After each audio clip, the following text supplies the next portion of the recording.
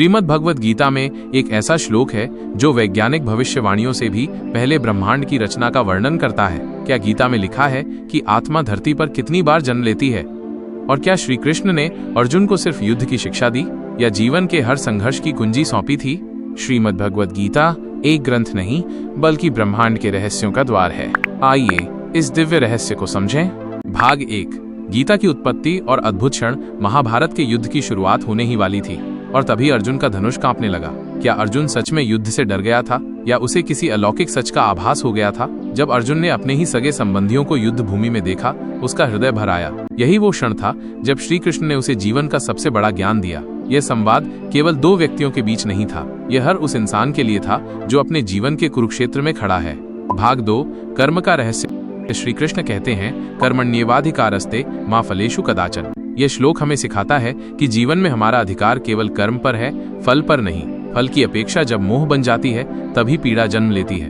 क्या इसका मतलब है कि हमें फल की चिंता नहीं करनी चाहिए? एक साधु जिसने पूरी उम्र तपस्या की, लेकिन जब फल मिलने की आशा में उसकी एक साधना टूट गई, तब उसने समझा कि त्याग ही सच्चा योग है। भाग 3। आत्मा का रहस्य। श्री कृष्ण कहते हैं, न जायते म्रियते वा कदाचिन। आत्मा न जन्म लेती है न मरती है, ये अमर, अजर और अविनाशी है। शरीर बदलता है लेकिन आत्मा सदा एक सी रहती है।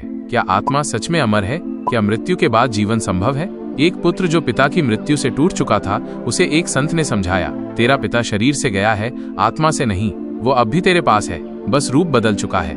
भाग 4। समय, जीवन और मृत्यु। श्री कृष्ण कहते हैं, कालोनस्मि लोकक्षयकृत प्रवृद्धः। भगवान श्री कृष्ण खुद को काल समय कहते हैं, जो सबका संहार करता है। इसका अर्थ है कि समय के सामने कुछ भी शाश्वत नहीं है।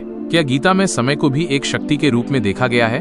1945 में जब पहला परमाणु परीक्षण हुआ, रॉबर्ट ओपेनहाइमर ने यही श्लोक कहा, now I am become death, the destroyer of worlds. यह दर्शाता है कि गीता का ज्ञान कालातीत है।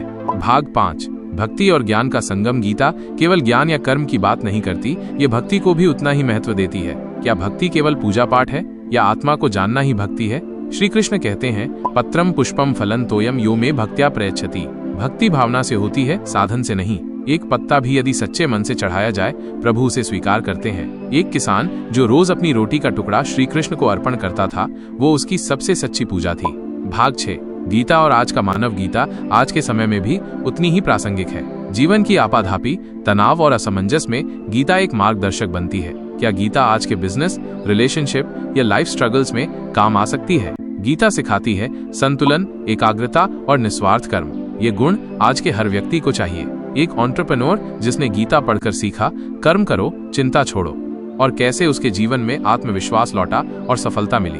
भाग 7। गीता का अंतिम संदेश। श्री कृष्ण का अंतिम और सबसे महत्वपूर्ण उपदेश, सर्वधर्मान परित्यज्य मामेकम शरणम व्रज। ये समर्पण का संदेश है। जब हम सभी भ्रम, मोह और भय त्याग कर ईश्वर की शरण में आते हैं, तभी शांति मिलती है।